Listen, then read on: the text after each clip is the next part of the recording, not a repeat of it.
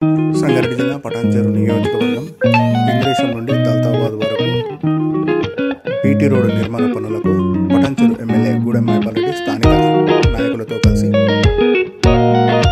గురువారం ఉదయం 9 గంటలకు ప్రారంభించారు.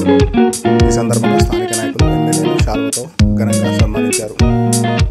బీటీ రోడ్డు నిర్మాణ పనులు పూర్తయి ప్రయాణికులకు రోడ్డు సమస్యలు తీరుతాయని ఆయన తెలిపారు. అతి త్వరలోనే రోడ్డు విస్తరణ పనులు చేపడుతున్నట్లు ఆయన తెలిపారు.